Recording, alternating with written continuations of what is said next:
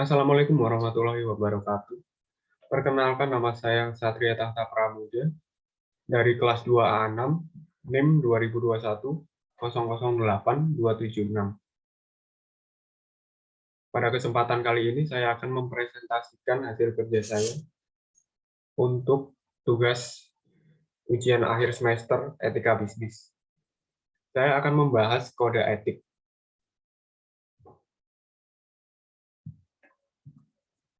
Definisi kode etik. Istilah kode etik. Kode etik berasal dari dua kata, yaitu kode dan etik. Kode artinya tanda yang disetujui dengan maksud tertentu, sementara etik itu berasal dari bahasa Yunani, yaitu ethos, yang memiliki arti watak, adab, dan cara hidup. Pengertian kode etik profesi adalah pedoman untuk bersikap, tingkah laku, dalam perbuatan ketika melaksanakan tugas. Karena dalam melaksanakan tugas, kode etik profesi memiliki peran sebagai sarana untuk membantu para pelaksana sebagai seorang yang berprofesional, supaya tidak merusak etika profesi ketika sedang menjalankan tugasnya. Pengertian kode etik menurut ahli dan menurut KBBI. Kode etik memiliki maksud yang kurang lebih sama dalam setiap profesi. Berikut pengertian kode etik menurut ahli. Yang pertama, menurut KBBI. Kode etik adalah norma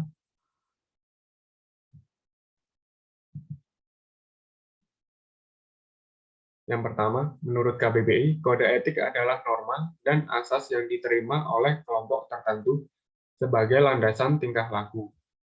Yang kedua, menurut undang-undang. Dalam pasal 1/6 Undang-Undang Republik Indonesia Nomor 18 Tahun 2011 tentang perubahan atas Undang-Undang Nomor 22 Tahun 2004 tentang Komisi Yudisial ditegaskan, kode etik dan/atau pedoman perilaku hakim adalah panduan dalam rangka menjaga dan menegakkan kehormatan, keluhuran, martabat, serta perilaku hakim dalam menjalankan tugas profesinya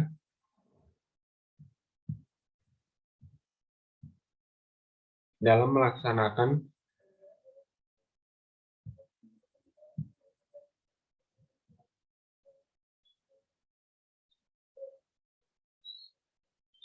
kegiatannya di luar kedinasan. Yang ketiga, menurut Abdul Qadir Muhammad, kode etik profesi adalah norma-norma yang ditetapkan dan diterima oleh kelompok profesi yang mengarahkan dan memberi petunjuk kepada anggota bagaimana seharusnya berbuat dan sekaligus menjamin mutu moral profesi di mata masyarakat. Kode etik profesi merupakan produk etika terapan karena dihasilkan berdasarkan penerapan pemikiran etis atas suatu profesi.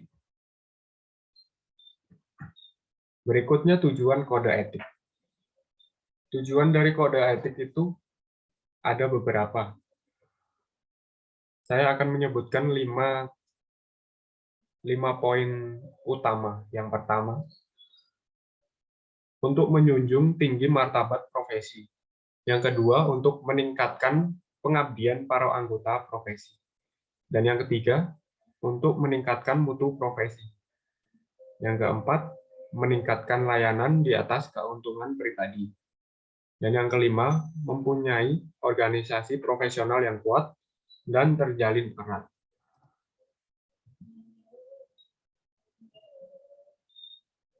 Alasan kode etik profesi perlu dibuat.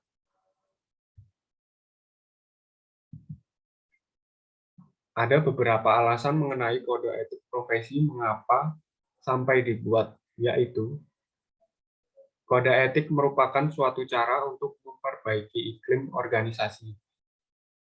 Dengan menggunakan moral dan nilai-nilai, kode etik tersebut menjadi bagian dari budaya perusahaan dan membuat sosialisasi individu baru dalam memasuki budaya tersebut.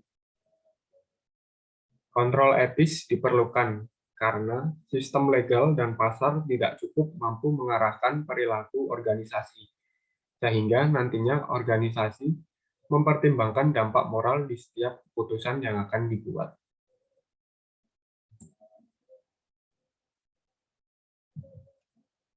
Fungsi dari kode etik.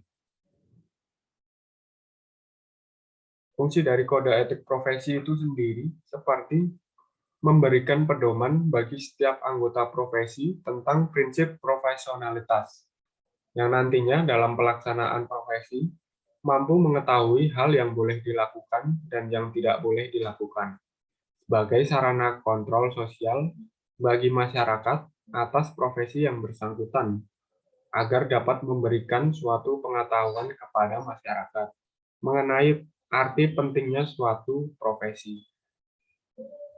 Mencegah campur tangan pihak luar organisasi mengenai profesi, yang artinya pelaksana profesi suatu instansi atau perusahaan yang lain tidak boleh mencampuri pelaksanaan profesi di lain instansi atau perusahaan. Yang berikutnya, penjelasan mengenai kode etik profesi. Kode etik profesi merupakan bagian dari etika profesi. Kode etik profesi merupakan lanjutan dari norma-norma yang lebih umum yang telah dibahas dan dirumuskan dalam etika profesi. Kode etik ini lebih memperjelas, mempertegas, dan merinci norma-norma ke bentuk yang lebih sempurna. Walaupun sebenarnya norma-norma tersebut sudah tersirat dalam etika profesi.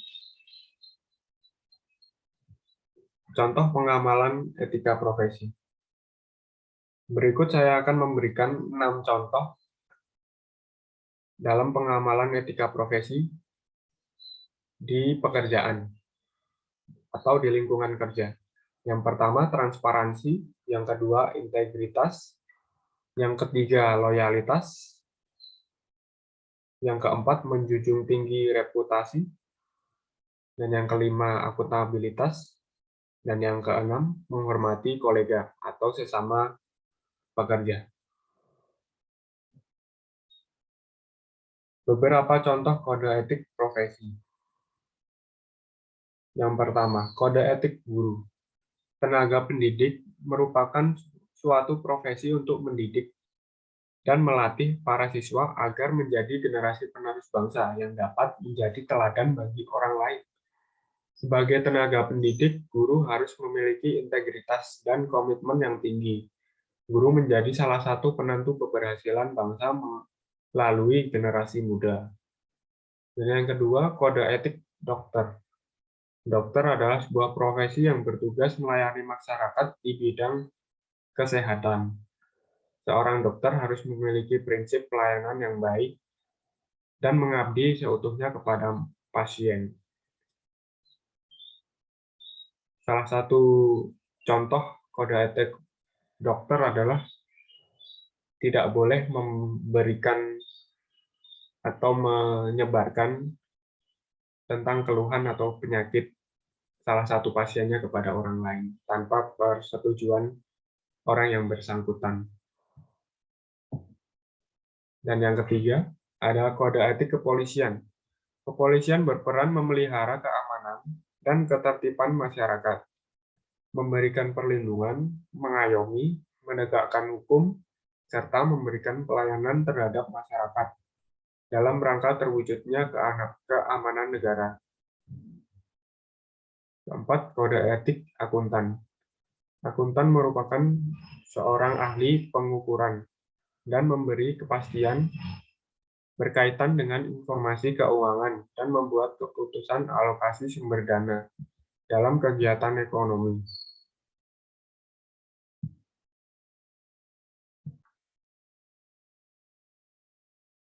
Dan yang keempat, kode etik akuntan. Akuntan merupakan seorang ahli pengukuran dan pemberi kepastian berkaitan dengan informasi keuangan dan membuat keputusan alokasi sumber dana dalam kegiatan ekonomi. Dan yang kelima, kode etik insinyur. Seorang insinyur merupakan tenaga ahli yang bekerja membantu pelaksanaan pengembangan solusi mengenai masalah-masalah praktis dengan mempertimbangkan kendala teknis. Kode etik keuangan.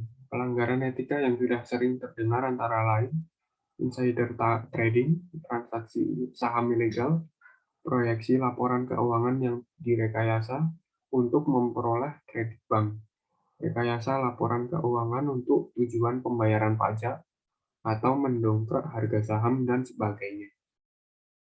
Dan selanjutnya, kode etik teknologi informasi. Bersamaan dengan manfaat nyata bagi kehidupan umat manusia, kemajuan teknologi informasi dan komunikasi ini juga telah memunculkan berbagai isu etika yang makin serius, terutama di kalangan mereka yang berprofesi di bidang teknologi informasi dan komunikasi tersebut. Sehubungan dengan hal-hal tersebut, maka makin disadari pentingnya membangun dan menanamkan sikap perilaku etis di kalangan profesi di bidang teknologi informasi. Berikut adalah paradigma etika lingkungan. Saya memberikan 3 bagian. Yang pertama, etika kepentingan generasi mendatang. Yang kedua, etika lingkungan biosentris. Dan yang ketiga, etika ekosistem. Dan yang pertama, etika kepentingan generasi mendatang. Memandang bahwa sesuatu keputusan dan tindakan hendaknya jangan hanya memikirkan kepentingan umat manusia pada generasi saat ini saja, tetapi juga kepentingan umat manusia pada generasi-generasi mendatang. Dan yang kedua, etika lingkungan biosentris. Memandang perilaku etis bukan saja dari sudut pandang manusia, tetapi juga dari sudut pandang non-manusia sebagai satu kesatuan. Sistem lingkungan, yaitu ekosistem.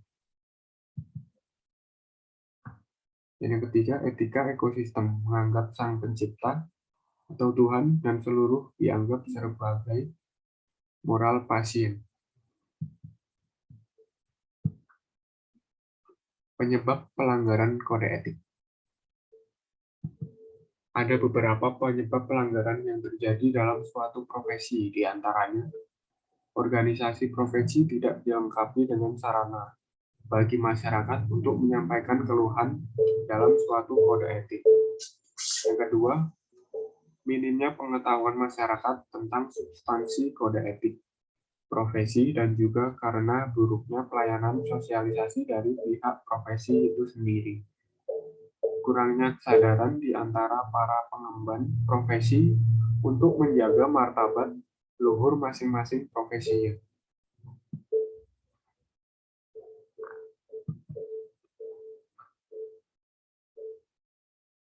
Dari pelanggaran-pelanggaran kode etik profesi, berikut saya berikan contoh sanksi dalam pelanggaran kode etik profesi. Sanksi bagi pelanggar kode etik profesi akan yang umumnya mendapatkan 2 sanksi secara bertahap, bahkan sekaligus, yaitu sanksi moral, yaitu sanksi dikeluarkan dari organisasi. Kasus-kasus pelanggaran kode etik akan ditindak dan dinilai oleh suatu komisi yang sebelumnya telah dibentuk. Tujuan diberikannya sanksi untuk mencegah terjadinya perilaku yang tidak etis. Dari pelanggaran-pelanggaran yang terjadi, ada beberapa cara untuk mengatasi pelanggaran kode etik.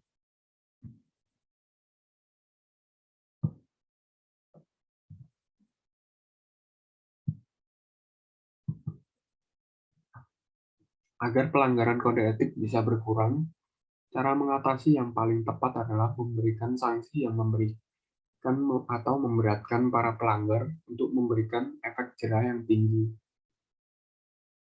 Kode etik adalah aturan yang mengikat suatu kelompok masyarakat tertentu dalam bertingkah laku. Dalam Undang-Undang Nomor 18 Tahun 2011 Pasal 1 Butir 6 disebutkan bahwa kode etik adalah panduan untuk menjaga dan menegakkan kehormatan bagi seseorang dalam menjalankan profesinya dan dalam melakukan hubungan dengan masyarakat di luar tempat dinasnya. Dan menurut Adams, alasan dari pentingnya kode etik adalah cara yang bisa digunakan untuk memperbaiki lingkungan organisasi, sehingga di setiap anggotanya bisa memiliki tingkah laku yang etis dan bermoral.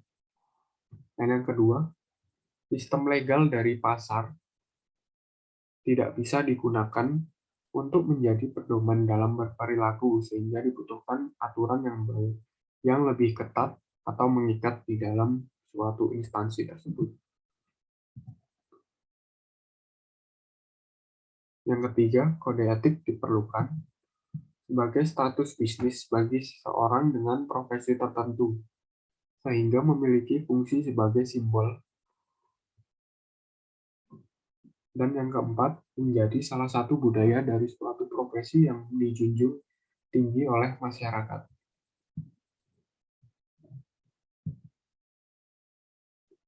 Berikut saya memberikan satu contoh pelanggaran dalam kode etik. Maka dari itu, ketaatan seorang terhadap kode etik menjadi sangat penting karena pelanggaran yang ada pada kode etik ini bisa mencoreng kehormatan dari profesi yang bersangkutan secara keseluruhan. Contohnya, ketika ada dokter yang salah memberikan obat dan berakibat fatal, bisa menurunkan tingkat kepercayaan masyarakat terhadap profesi dokter. Maka dari itu harus ada sanksi yang berat kepada para pelanggar kode etik.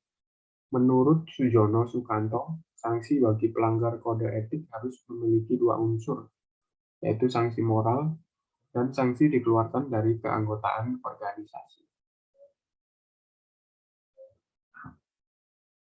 Sekian presentasi dari saya. Terima kasih atas kesempatan yang diberikan. Assalamualaikum warahmatullahi wabarakatuh. Salam dan bahagia.